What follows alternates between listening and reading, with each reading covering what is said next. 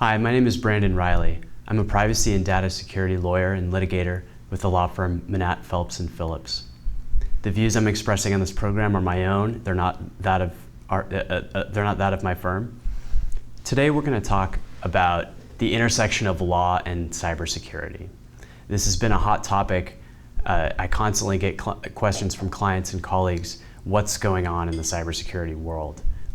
And more often, what can we do as lawyers to protect the interests of enterprises and making sure that our most sensitive data remains secure? And also, what do we do when we get hacked? Today I'm going to try to give an overview of a lawyer's role in the cybersecurity world.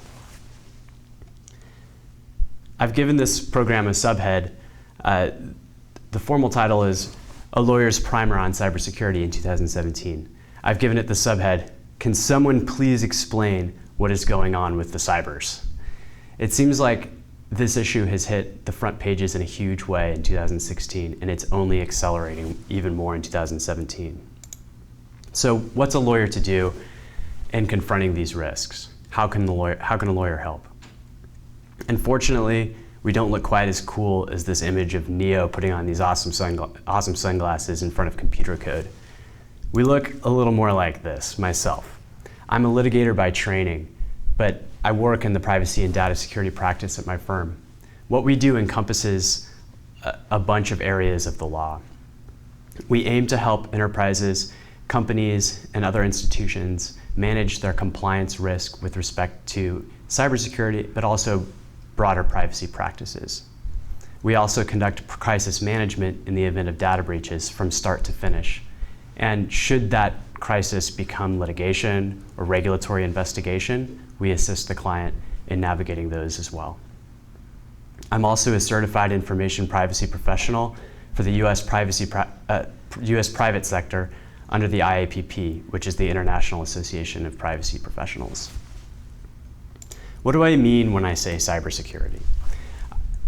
Oftentimes these words are interchangeable. You'll hear information security or InfoSec, cybersecurity, privacy and data security. What do they all mean? I think it's most helpful to think about these terms as the overarching concept being that of privacy. It's a legal concept, but it's also now a technological concept and a business concept. It applies to any time you're considering the safe places of individuals and how you protect those places.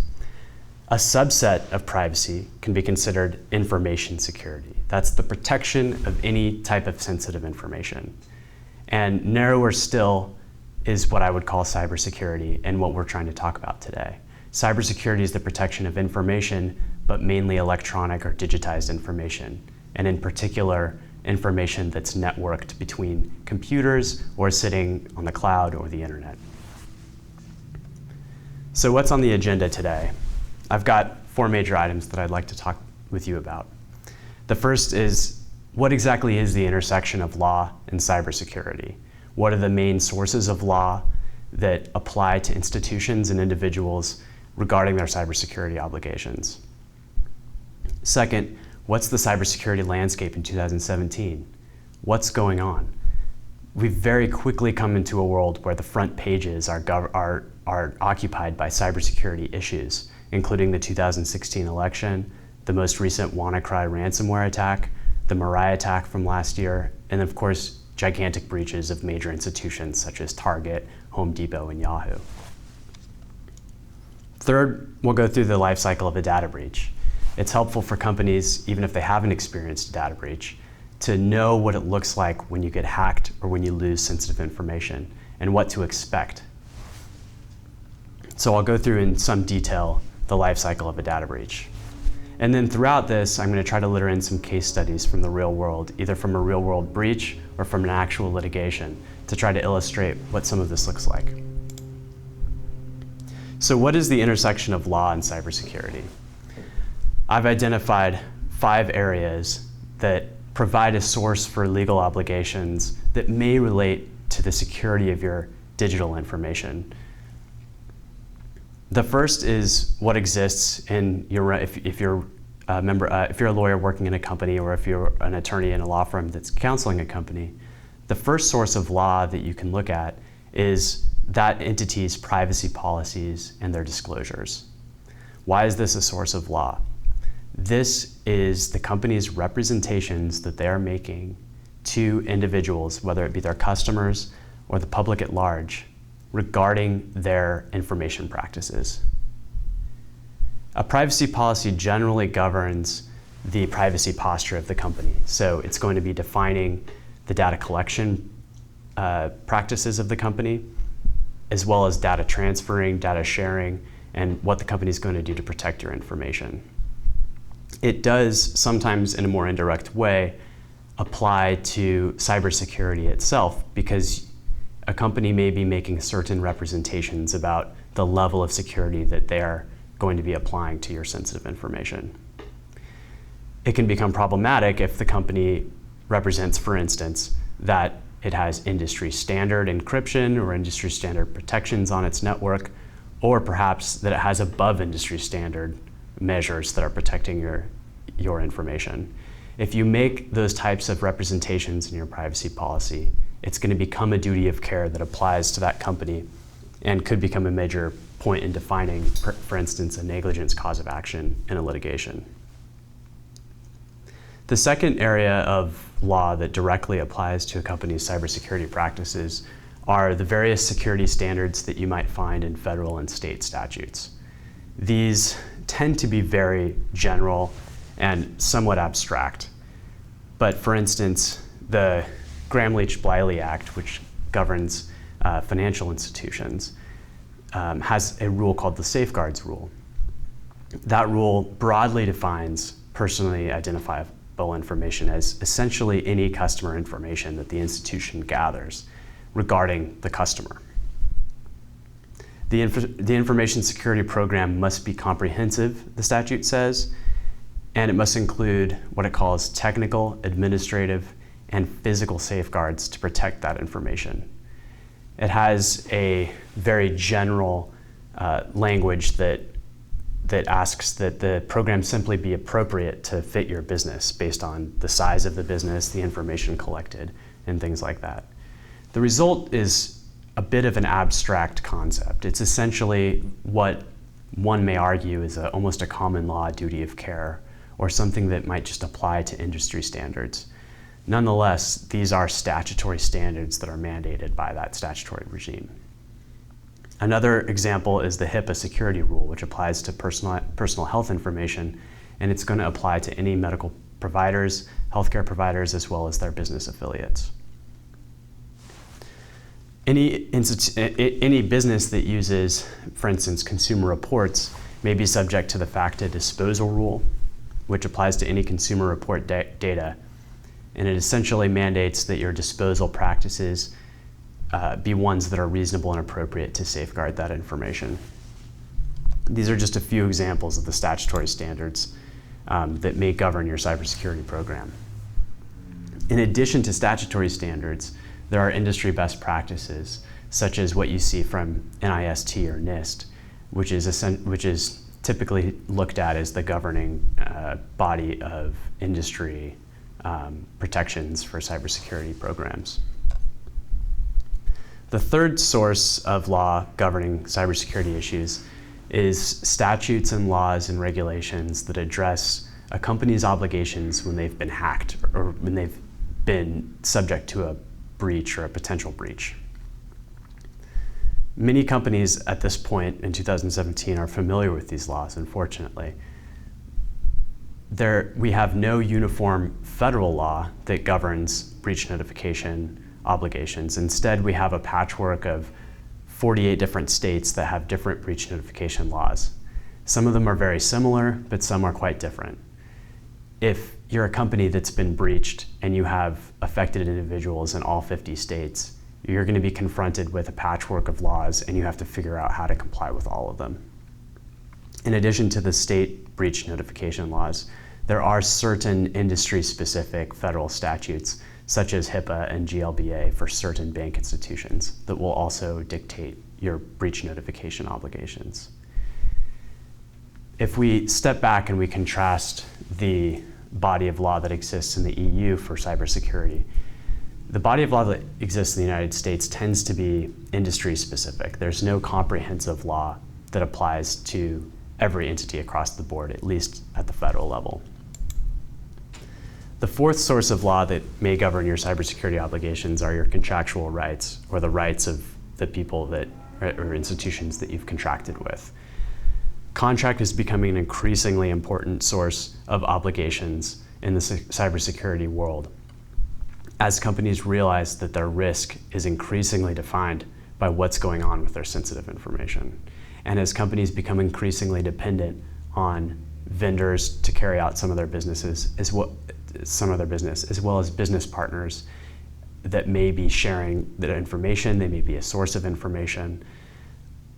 As companies continue to be more connected and share information freely, the responsibility of what to do with that information is increasingly defined in contracts. In addition, indemnity and liability limitation are also addressed in contractual rights with respect to cybersecurity. Finally, the fifth source of law that at least I've identified that applies, or at least is relevant to cybersecurity standards, is common law tort and the state unfair and deceptive acts and practices laws. While the common law is developing and case law is developing on this area, increasingly plaintiffs and regulators are looking to the unfair and deceptive acts and practices statutes, including those from the FTC and from the CFPB, in order to try to find a way to enforce what may be perceived as violations or unfair acts and practices relating to network security or computer security. You also have state UDAP laws, such as California's UCL, which is frequently used by plaintiffs, especially after data breaches, in order to try to argue certain liability. Finally, tort law is constantly being tested and developed in the cybersecurity area for data breaches in particular. You have negligence theories that get attempted by plaintiffs. We'll talk about issues of standing later. You also have fraud increasingly being at least attempted to be used by plaintiffs in situations in which a company makes a certain representation regarding the security of their data, and there's a breach, and the plaintiff argues that they purchased the product or service in reliance on the level of security that was represented, that is attached to that data. So, what is the cybersecurity landscape in 2017? 2016 was a watershed year for cybersecurity. We had high-profile incidents, including the United States election in 2016 and the now infamous DNC hack, that really brought cybersecurity issues to the forefront. We had record-breaking settlements by, for instance, Target, which we'll talk about in a little bit. We also had massively damaging ransomware and other hacking attempts that definitely made it to the front pages. What would the landscape look like right now? I'm offering Hieronymus Bosch's The Garden of Earthly Delights from 1491, right panel, to show you that this is nothing but an orderly landscape. It's a scary landscape full of sophisticated actors, full of malicious actors, and full of people who just are looking to have fun. It's constantly changing. Here are just a few of the themes that I've identified confronting businesses and lawyers in 2017 in the cybersecurity world. As I've said, you've had high-profile incidents that have brought cybersecurity issues really into the boardroom. Target had what's regarded as the largest ever data breach, including involving over 41 million credit cards. The breach occurred in November 2013. However, the company is still feeling the effects of that breach, having recently settled a multi-state action for almost $20 million only a week ago on May 23rd. You had the highly publicized Sony Pictures Entertainment hack that's now regarded as involving North Korea, or at least that was the claim. And it really showed you the power of the reputational harm that can be experienced by an institution that, in the case of SPE, had its emails paraded in front of the press. You had a major hack, which we'll talk about in a little bit, from Yahoo, which really illustrated the damage of multiple news cycles. And then, of course, you had the recent WannaCry attack, which I'll talk about in a little bit. In 2016 and increasingly in 2017, you also have the rise of state-sponsored activity in so-called false flag operations. What's a false flag operation?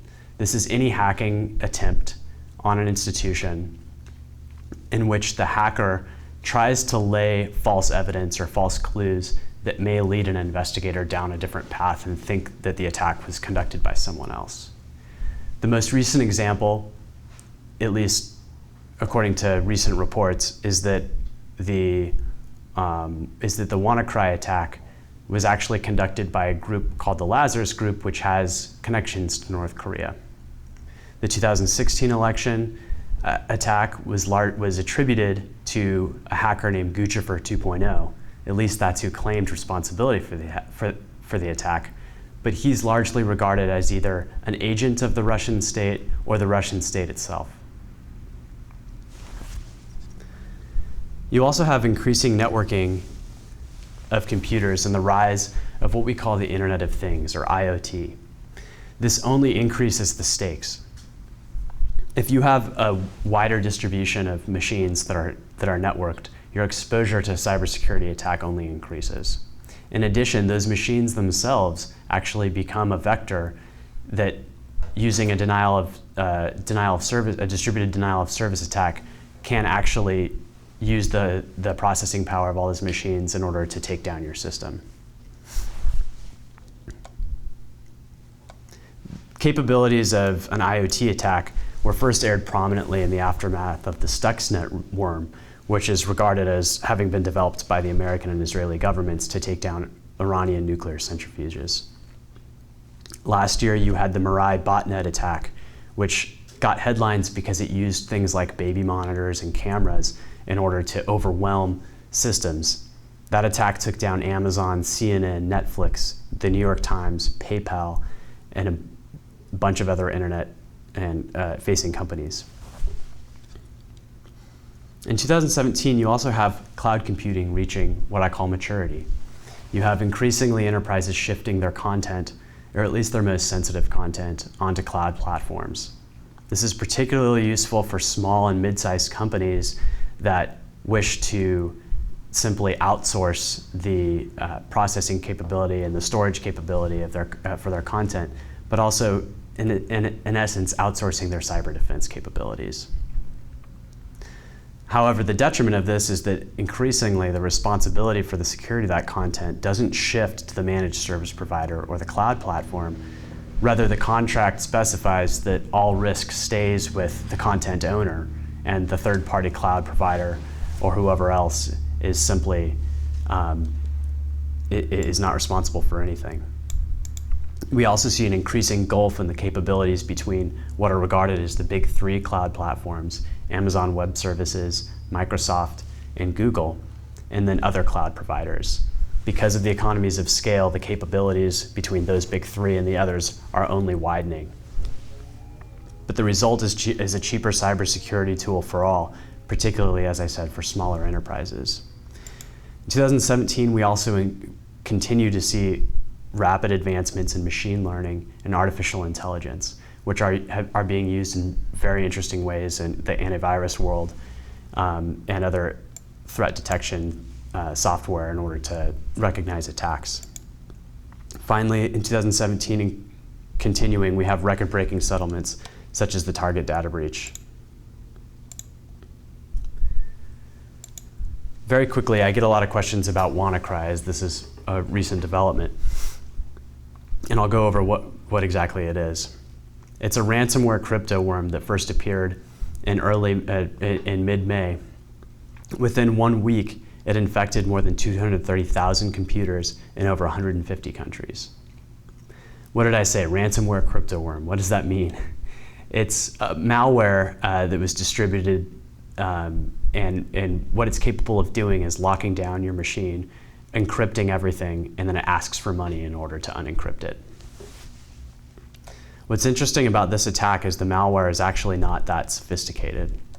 The vector is unknown, but what we do know is that the individual or the entity that wrote the malware used an exploit that was initially developed by the United States National Security Agency, the NSA, and it was used by the NSA for a while, and then the vulnerability a few months ago was leaked by a group called the Shadow Brokers, which are widely regarded as connected to the Russian state. So in this attack, you actually have two state entities, as well as a major corporation, Microsoft, implicated in what created the WannaCry attack. You also increasingly have suspicions that the attackers were this entity called the Lazarus Group, which are of course connected with the DPRK, North Korean government. The WannaCry attack temporarily shut down DHS hospitals in the United Kingdom, a Spanish telecom company, and FedEx, among others. And of course, there's a resulting controversy as to whether the NSA should be held culpable for its use of the exploit.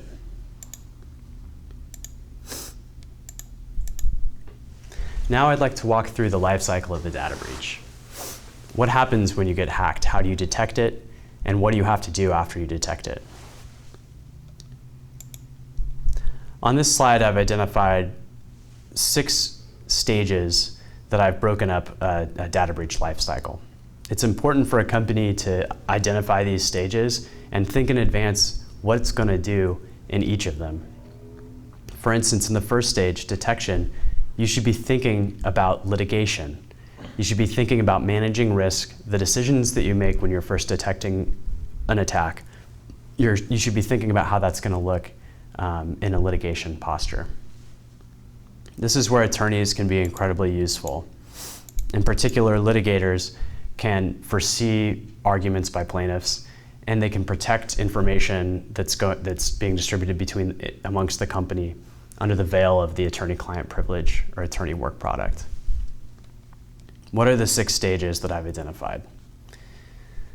The first is detection. What are the legal considerations when you first detect an attack? You have statutory diligence. Okay, so these are statutes that basically say you have to have a reasonable investigation and you have to act in a certain period of time in order to first detect the breach and finally get to the notification stage. You also have common law duties of care, what can be described as the company's duty to the customers and other individuals whose information may have been compromised. The first question in any attack is, what are we looking at? There's all types of different attacks, and the 2016 Verizon report provides an interesting snapshot and kind of breaks down the different types of attacks you might be looking at.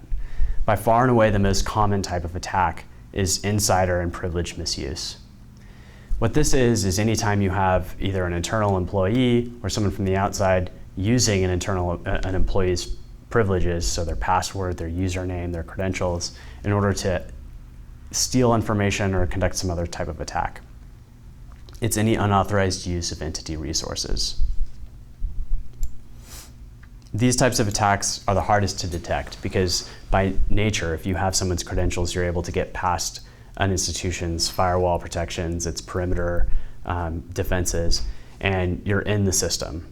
And a user, depending on the level of responsibility they've been given and the access they've been given, may be able to do some very damaging things that, at least on the surface, look like ordinary business activity. The second type of attack that's really the second most common is just simple physical theft or loss. Multi-million-dollar settlements have resulted from the simple loss of a laptop computer that may not have encrypted information on it. In 2016, for instance, Verizon estimated about 9,700 total incidents of physical theft that resulted in some type of data breach, at least as reported. Another type of attack is denial of service attack, or DOS. It's an attack that's intended to compromise the availability of assets. Typically this happens most famously by the group Anonymous when they really just want to take down someone's systems. They divert processing power to one website or one asset and it completely shuts it down. Successful attacks are either what you would call large in magnitude or long in duration, rarely both. Other types of attacks are crimeware, web app attacks, point-of-sale intrusions, which is any type of remote access attack to a card-present transaction, whether that's a magnetic strip reader in a retail environment or whether it's in an online retail environment. You have what Verizon calls cyber espionage, which is the attention-getting type attacks by state actors, famously and most commonly from China and Russia in particular, that tries to get proprietary information from American corporations. You also have payment card skimmers. These are sometimes quite sophisticated actual physical devices that can be planted on gas station card readers, ATMs, and they're designed simply to read the magnetic strip that you put in.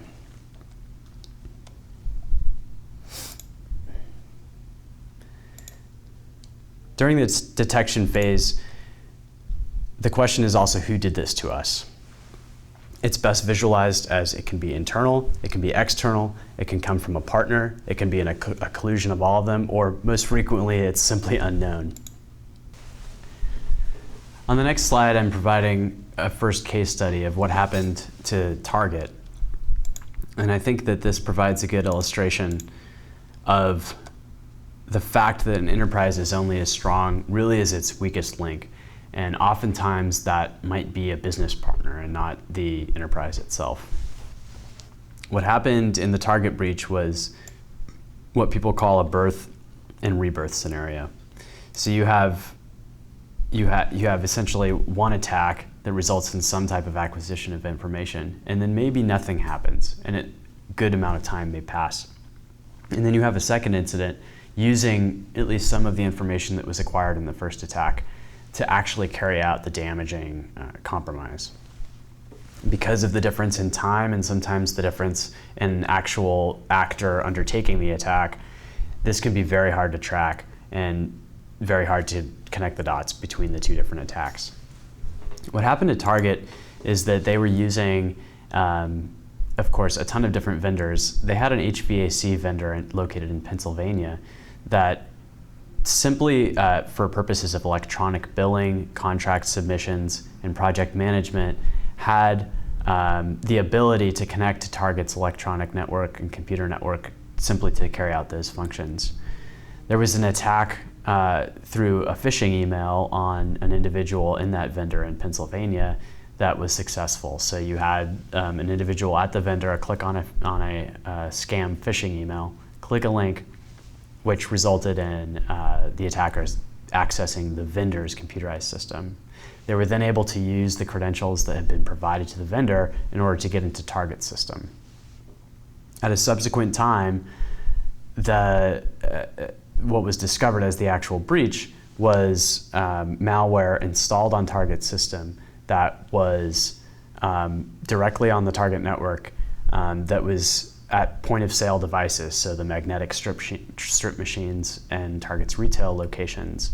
And they were using a malware scraping tool in order to collect payment card information. And then the malware actually stored that information in a secret place in Target's system, and at a later date, the malware was designed to then extract that information.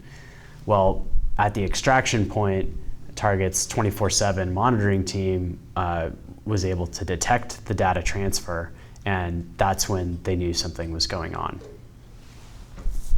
This illustrates that vendor security is actually company security, and this explains why companies are increasingly turning to their contracts in order to define the security obligations of their vendors, and in certain occasions to shift liability perhaps to that other entity in order to address massive attacks such as this. There were also significant knowledge gaps in that breach. At first, it was believed that there were 40 million cards affected, then it became 70 million, and then finally it was 110 million.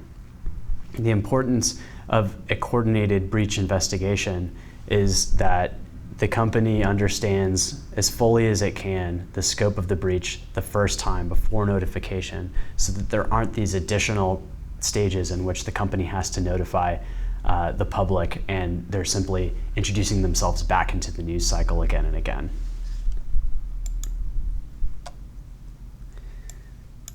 In what I'm calling the detection phase, phase one, another question is, what's the actual damage?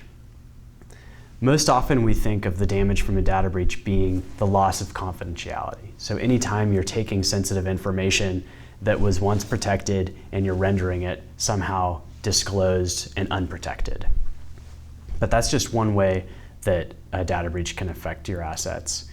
Another way is the loss of integrity. So you may have complete or perfect data or data sets that get compromised in some way. Maybe they get destroyed or at least partially ruined, and it impairs the accuracy of that data, or it impairs the usability of that data. Another way is simple loss of availability. So you have an attack such as a DDoS attack or a ransomware malware that completely shuts down your system, and you no longer have access to crucial information that a business needs to run its business. And very similarly, you may have loss of assets, which is actually, of course, something being destroyed or taken offline, or a physical device actually being stolen. After an incident is detected, it's crucial to figure out what ways you can, at least in the short term, contain the attack. Essentially, how can you stop the bleeding? You also have duties of care and statutory diligence that are going to apply to you in this stage as well. Well, what are some ways that you can stop the bleeding? You can take offline or isolate sensitive data. You can turn to backups that your system may have created. In the case especially of a ransomware attack, if your sensitive information is being held hostage by an outside attacker, if you have backed up your system critical information and your most sensitive information, then you may be able to turn to that without having to address the ransomware situation. You can, of course, increase and change access restrictions among users. You can reset credentials, including hard resets. You can, of course, offer the all too familiar credit monitoring and fraud repair to customers that have experienced, that may have had their information compromised in a breach. In the case of ransomware, the question is increasingly becoming whether a business should actually pay the attacker in order to get your systems back online. Of course, the legal advice is generally don't pay them, don't negotiate with terrorists. However, the reality is, if you're a company that maybe hasn't backed up the information you need and simply needs to get your systems back online, perhaps it becomes a business decision in which you actually do pay for your system to be unencrypted. And of course, test all containment measures and make sure that they're actually working. The worst case scenario is you detect an attack, you do something that you think fixed it, only to find out at a later date that what you did didn't fix it, and information kept being disclosed or stolen. Once an attack is contained, at least in the short term, the next step is to investigate, to figure out the scope of the attack. To what extent has your data been compromised, and who's been harmed by it? This stage is incredibly important for regulatory reasons as well as for civil liability reasons. One example is the state data breach notification laws. Most laws apply a very general, abstract, and sometimes arguable standard for data breach, for how quickly you have to notify individuals after detecting a data breach. You have to typically use as much diligence as possible. However, certain states are starting to put actual hard timelines on this. Florida's is the most strict, as I'll talk about in a minute. They use a 30-day, they have a 30-day requirement from the confirmation of a breach and notification of individuals. It's important that the investigation enable the company to apprise itself of the extent of the breach in that timeline in order to be confident in the information that they're providing to customers during notification. What are you asking yourself when you're investigating? it's often the case that liability hinges on a handful of questions. These are very simple questions, but they almost always have incredibly complicated answers to them. The first is, was there access? How do we know that someone actually accessed our system? This sounds like an easy question, but forensically, it can sometimes be hard depending on the availability of log data, for instance. If the answer to was there access is yes, the question becomes, was that access unauthorized? In an incident that involves legitimate username credentials, that can be a difficult question to answer. Determining whether system activity or any kind of activity that you're seeing on the system was conducted by someone that didn't have authorization might be difficult. If you know there was access and you know the access was unauthorized, the question then becomes, was there acquisition or actual use of the data? So you may have an incident in which, yes, we're able to see that there was access. We think that it was unauthorized access. However, we have no evidence or proof that the information that was accessed was actually used in a wrongful way that might harm consumers or whoever else. Finally, if the answer is yes, there was access, it was unauthorized, it was used, then the question is what information was actually involved. It's only after you're at least able to answer these questions with some level of confidence that you can proceed with notification. Who can help in this process? Lawyers, as I said earlier, like myself, can help judge a company's risk. They can guide the investigation, and it's crucial that they supervise all aspects of the incident response program in order to preserve privilege and also to avoid liability. Outside vendors such as forensic investigators are often frequently crucial in order to dig through the system and figure out what exactly happened. Forensic investigators can also be your friend in litigation as providing expert testimony, but also consulting services, and the information that they gain in the initial stages of the investigation will often dictate liability. Typically, a company that's been breached will want to retain a public relations firm, and then depending on what type of information is involved, other consultants such as PCI or payment card industry consultants may be necessary as well. What are the goals of investigating a data breach? Remediating those who are potentially harmed is the most important objective of an investigation. Of course, containing and improving the security of the system, as well as the company's privacies and policies and practices, are also an important goal.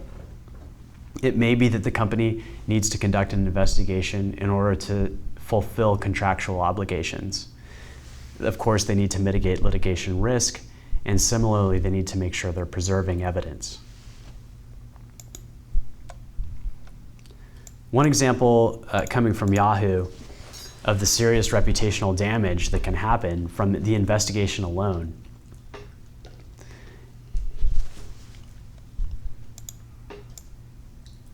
is the experience in Yahoo in which the time period between the actual conduct, wrongful conduct, and the discovery of it was so great that they found themselves in the news cycle multiple times.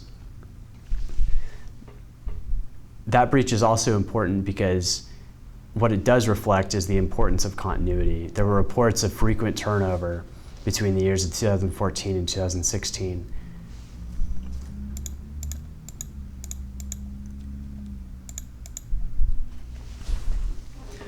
How do we preserve privilege in an investigation? There's two cases, one from 2014, one from 2015, that are very helpful to a company in determining what can be protected under the attorney work product and the attorney-client privilege. The first is Genesco versus Visa out of the Middle District of Tennessee on March 10th, 2014. That opinion addressed Genesco's attempt to bar Visa from discovering the contents of its investigation. What the court found was that the entirety of that investigation was protected by the attorney-client privilege and attorney work product doctrine. Even more helpful was the decision from the Minnesota District Court in which plaintiffs sought discovery into Target's forensic investigation. What happened there was Target designated a particular data breach response team in order to investigate what had happened.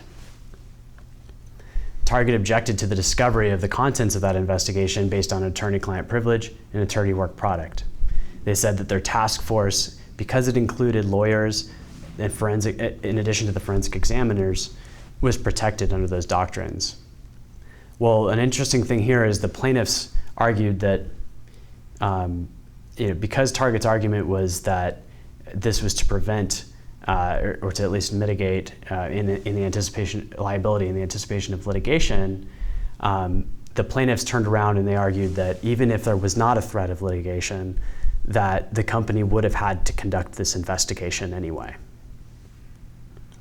It was an interesting conundrum because while true that a company has to remediate a data breach, it's also imperative that they do so while thinking about their liability, their potential civil liability, their statutory liability, and including regulatory investigations.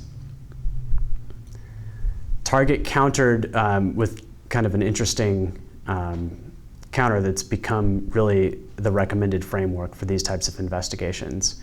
What they did is they conducted what they called a two-track investigation. So they had their primary data breach task force, which was tasked with advising attorneys based on the liability and the legal risk created by the breach.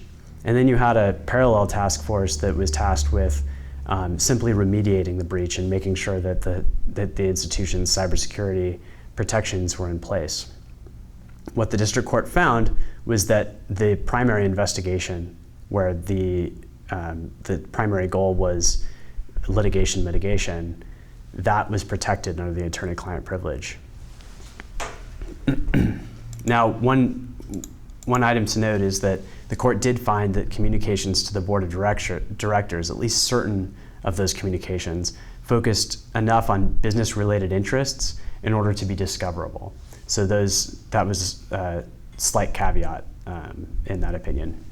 If the outcome of the investigation and the potential data breach was that the entity determines, at least with some type of reasonable level of certainty, that the suspected breach has resulted in access that was unauthorized and that typically resulted in some type of at least suspected misuse of information, the next step of the data breach is what I call phase 4, that's notification. What is notification? There are a number of statutes, including in 48 different states, that require companies that have experienced some type of at least suspected data compromise to notify those individuals that are at least believed to be victims of that incident. What are the legal considerations here? The state statutes, as I'll show in a minute, dictate a bunch of different things that have to go into the notification, including even the format of the letter that goes out. They also govern who you notify. In addition to impacted individuals, a company may be in a position, depending on the facts, where they have to notify the state attorney general or other consumer watchdog, as well as the major credit reporting agencies or other regulators.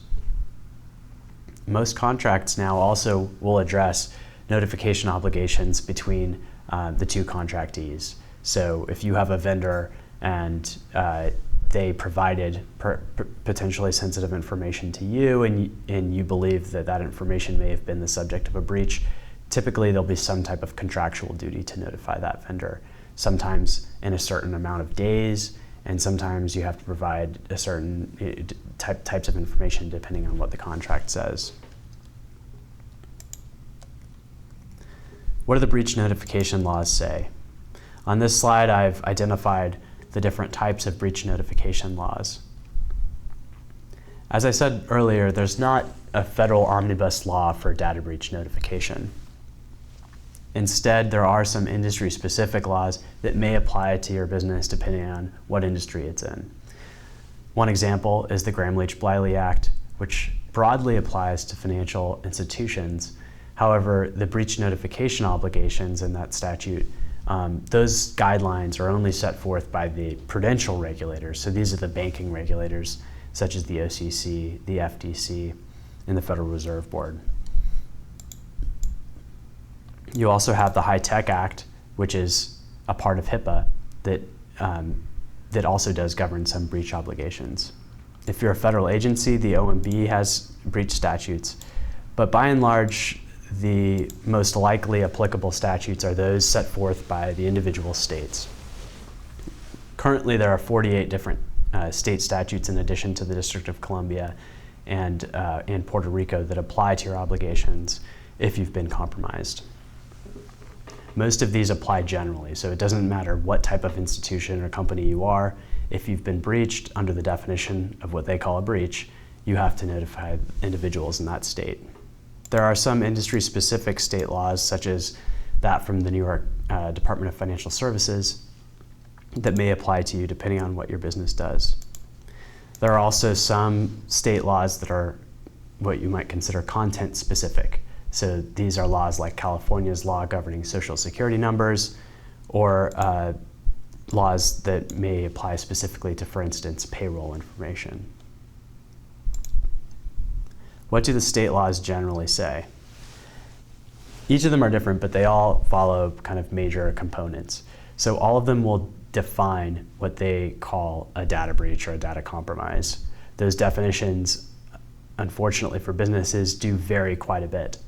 Some of them define a breach as mere access, mere unauthorized access to sensitive information, whereas most states will define a breach as something more than mere access, but they require some type of acquisition or misuse. Other states will use, in addition, they'll use perhaps level of harm type inquiries where the company is obligated to try to take some type of evaluation of what they think the level of harm from the suspected access is. And if it raises to the threshold that the statute requires, you have to notify. The statutes also are going to be defining what type of information triggers notification. Typically, this follows a standard formula. It's an individual's name in conjunction with certain data elements. So it can be name plus social security number, it can be name plus government ID, it can be name plus driver's license, and states seem to be kind of almost competing with themselves to add more and more data elements to this definition. So you also have some states that if a financial account number alone, so a bank account number, is disclosed in addition to the name, then that may be enough to trigger the notification requirement. Whereas many other states, it's name plus financial account number plus some type of code or credential that's required in order to access that financial account. Medical information is also typically included in these definitions. And increasingly, as in California, in addition to name, you have, if you have a combination of an individual's email and then the information that's required to access that email, so whether it's the username and password or it's security questions and answers, if that information is combined and subject to unauthorized access, you may have a noticeable incident. Other states use things like biometrics, payroll information, tax information that may also be included in this category. A state breach statute is also going to say when you have to notify. Most of them say as soon as possible and without unreasonable delay. As I mentioned earlier, Florida has a very strict 30-day timeline between the time in which you've confirmed the existence of a breach and the time that you notify the affected individuals. Ohio, Rhode Island, Washington, and Wisconsin have 45-day timelines, and most other states have more of a general without unreasonable delay timeline. However, because each of these statutes apply typically statutory penalties and sometimes private rights of action, these timelines can be very important for companies to make sure that they're following in order not to experience liability simply from the notification itself. These laws will also address how to notify individuals. Most companies choose to do this by letter or email, which most statutes allow. There's typically a caveat. If the breach included email addresses in it, then sometimes there are certain protections or exceptions for using email to then notify that individual under the assumption that the email account itself may be compromised. State statutes also allow what they call substitute notice under certain conditions. If the breach is big enough, if the company has a demonstrable inability to otherwise notify individuals, then they may do something called a substitute notice, which typically requires some type of public notification through public media, as well as reporting to the state regulator. Every state statute, or at least most of them, have at least some type of content requirement. So there's some type of information you need to convey, whether it's a brief description of the event, whether it's an identification of the type of information that was disclosed. And some are quite specific, going down to exact words that you have to use, or at least are recommended to be used. And in California, for instance, they have headers that are required and subheads as well.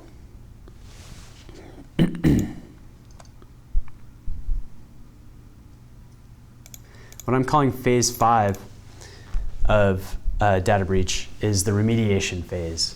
So we've gone through detection, containment, investigation, notification, and now the company or the institution is asking, how do we implement a long-term fix in order to address this problem?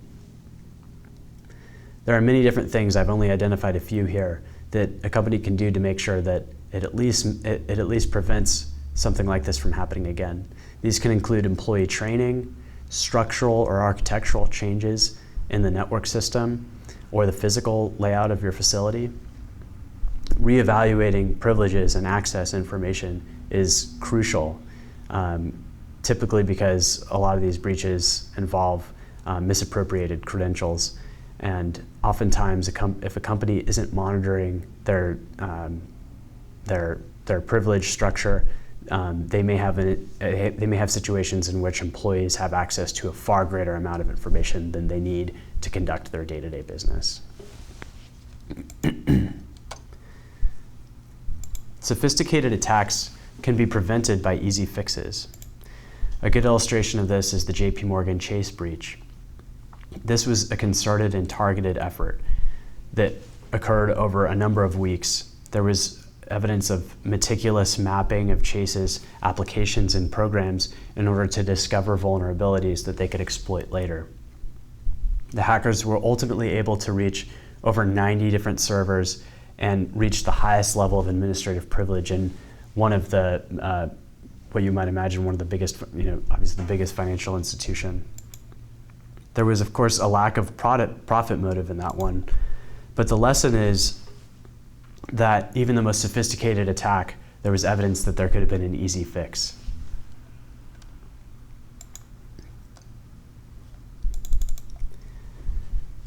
The final phase, and I hope for most companies this is a phase that never actually is experienced, is litigation. How does a civil litigant articulate a complaint against a company that's been breached? Well, unfortunately, there's a bunch of different ways. One of the easiest ways that's been tested for years now is the actual breach notification statutes. So most of the state statutes that I just described have a bunch of different requirements, and a lot of them have a civil right of action or a private right of action. Plaintiffs will attempt to argue that even a trivial mistake or inability to follow the statute results in some type of injury to them. The statutory security standards that I mentioned earlier may also provide at least a definition of a standard of care that a litigant may argue was breached under, for instance, a negligence type cause of action. Contractual rights may also give a litigant, particularly a business litigant, grounds to attack a company that's been breached. You also have unfair and deceptive acts and practices statutes, including Section 5 of the FTC Act and the Dodd-Frank Act, which gave the CFPB UDAP authority as well. Now, the most, I think, interesting and evolving ground for civil liability is in tort. Fraud, in particular, is one that's been developed. What we saw in the LinkedIn litigation was instead of the victims of a data breach arguing that either the data breach notification law was violated or that they were harmed by ID theft per se, what they argued was that because LinkedIn's privacy policy represented that its protection of data was industry standard, and because the data breach in that instance was because discovery in that litigation discovered that LinkedIn's encryption levels were lower than industry standard, the plaintiffs there argued that they wouldn't have purchased the premium version of LinkedIn if not for encryption levels, if not for the representation about encryption levels attached to that data. You also have torts, breach of privacy related torts, which of course provide a much harder grounds to, because those torts are much harder to define. Another interesting thing is a company may actually not have the ability or the benefit of the economic loss rule. The economic loss rule is the tort concept that if there's purely and only economic loss resulting from an alleged tort, that the plaintiff's only remedy is in the realm of contract. In the Sony Pictures Entertainment case, as one example, the court found that the economic loss rule wasn't an available defense to Sony Pictures simply by virtue of the special relationship between Sony Pictures, the employer, and the plaintiffs in that case, which were actually employees. Because there was a special relationship there, there could be no economic loss rule applied.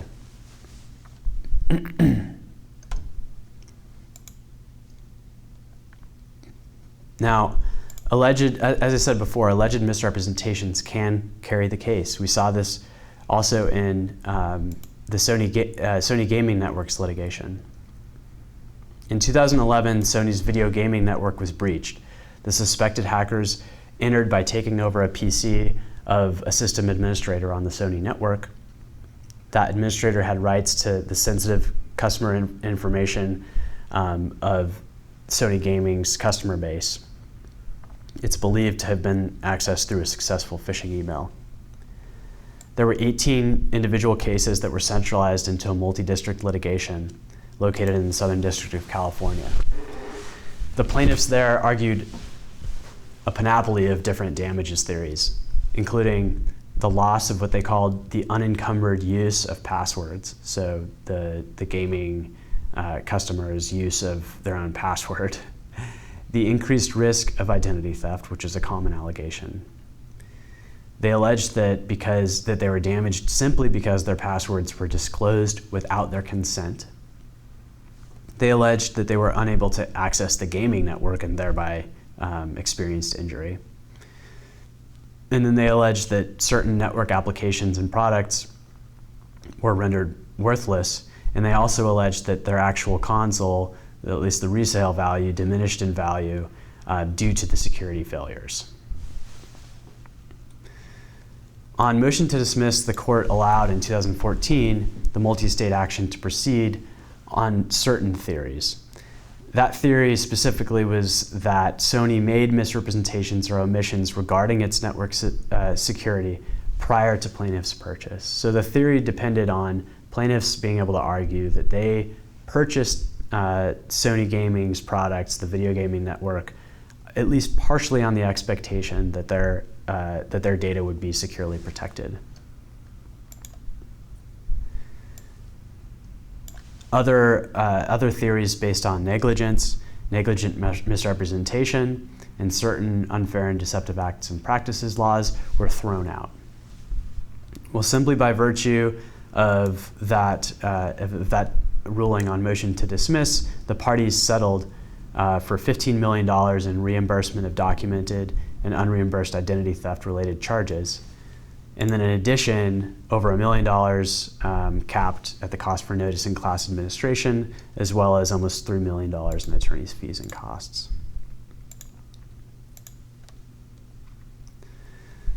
The real hotbed of case law, and at least as far as data breach litigation, is does the plaintiff have standing in alleging that a data breach gives them some type of civil right of action. This is a key inquiry in cases where there's evidence showing unauthorized access and acquisition, but that the information was not necessarily misused.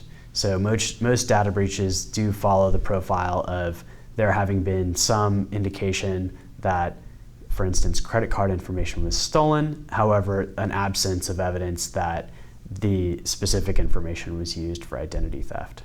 In those types of cases, the best a consumer can allege is the risk of future harm. The question for the courts, particularly federal courts under Article 3, is does that fact pattern constitute a sufficient loss to confer standing? Just taking the experience in the Ninth Circuit alone, we can see how the case law has moved over the last several years. The Ninth Circuit in 2010, in the case Krotner versus Starbucks, created a relatively loose standard for the fact pattern in which there is at least alleged future identity theft. The Ninth Circuit said there just simply must be what they called a credible threat of harm, and the description of that harm is that harm must be real and immediate. This standard allowed plaintiffs to at least create some type of factual set of facts that allowed them to argue that even if they hadn't experienced actual ID theft, that the threat was real enough so they could bring their suit in federal court. However, the Supreme Court, in its Clapper versus Amnesty International decision in 2013, imposed a much stricter standing test. What they said is that if you're not alleging actual injury and you're just alleging threatened injury, it must be what they called, quote, certainly impending. They specifically said that allegations of possible or potential future injury are not sufficient to confer standing. Now, an interesting thing about Clapper, and something that's been problematic since then, is that the Clapper fact pattern did not involve a traditional data breach. It was more of a breach of privacy. So what you had after that, and again, this is only looking in the Ninth Circuit, is you had some district courts slowly start to question the broad applicability of Clapper. In the Adobe case, the court in the Northern District of California said that Clapper was not universally applicable. So that is, the standard that injury must be what they called certainly impending was not universally applicable. And what they started to iterate, and what we've seen in cases after this, are that it's very fact specific. So if there's evidence that the breach was conducted by hackers that are deliberately targeting the system, for instance, plaintiffs will argue that that fact can tend to go towards standing, because even if there's no evidence of the information being misused, the assumption is that there was a reason that hackers attacked that particular system. They'll also look at evidence for how data was accessed and removed. If it was a one-time thing, perhaps it doesn't indicate a plan to commit widespread identity theft. If it's a systematic attack that occurs over the course of 2 weeks, 2 months, or over years, then perhaps the presumption, at least plaintiffs will argue, is that there was a sustained intent behind the attack, and that intent was likely to inflict some type of monetary damage on the victims. In addition, litigants will sometimes point, if there's data that's discovered that was the subject of the breach, and there's data discovered on the dark web, on the internet somewhere, even if it still can't be demonstrated that information was used to harm the plaintiff themselves, the fact that that data is sitting there available somewhere for purchase or simply to pick up is, under some court's analysis, enough to assume that there's some type of injury that's certainly impending. Similarly, the Sony Pictures Entertainment litigation found that even though there was no evidence of actual misuse of the data that was stolen in that breach, there were several facts that went towards a finding that the threat of misuse of the data was impending enough to warrant standing. Included in that was that the stolen data was posted on file sharing sites, and there was also some evidence, at least anecdotal, of employees receiving emails from unknown senders that threatened physical harm to themselves or to their families.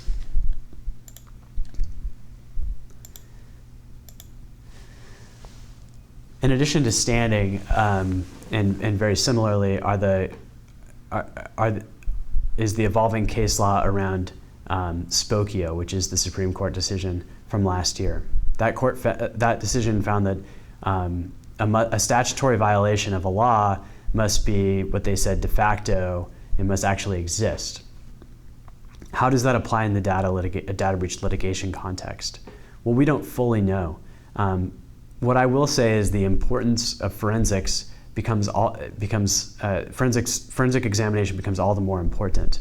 It becomes pivotal to prove or disprove access, acquisition, or use. If you can disprove those things, and if you have a chain of evidence showing that, it's going to be hard for a plaintiff to argue that a mere statutory violation conferred standing or conferred some type of harm on them. On this slide, which is going to be helpful to show you, it looks like Christmas because it's got a bunch of red and green text here, but what I'm trying to show is really just over the past year, you have alternating outcomes from different courts, including some circuit courts recently, as to whether they're standing under a data breach fact pattern. The red text indicates a finding of no standing, and the green text indicates a finding of standing. And as you can see, if you look at some of these cases, they're very fact specific. Some accept the tenets of Spokio or Clapper, and some reject them. Kahn, for instance, said that there must be actual examples of theft in order to confer standing. Most recently, the Horizon and the Beck cases were from the Third Circuit and the Fourth Circuit, respectively, came to essentially different outcomes. The Horizon case, which simply alleged the violation of FCRA, resulted from an unencrypted laptop that had PII on it. They specifically rejected the defendant's Spokio-based argument, and they said that Spokio did not erect any new barriers to standing. On the other hand, Beck found there was no standing, and they rejected a risk of harm theory that was made against the Department of Veteran Affairs, that there was a risk of future ID theft resulting simply from a stolen laptop without any evidence of that information being misused. And with that, I'll conclude, and I'm going to conclude with my information here. If you have any questions, I encourage you to email me at breilly@manat.com. That's BREILLY @manat. M is in Michael, AN is in Nancy, ATT.com. And I'm happy to provide further detail on anything that I've covered. This has been a very broad, kind of high-level overview of the legal concerns emanating from cybersecurity issues. And any one of these topics could have been gone into quite a bit more detail, and I'm happy to continue that conversation in that medium. Otherwise, I appreciate you for watching this, and look forward to updating this as case law develops.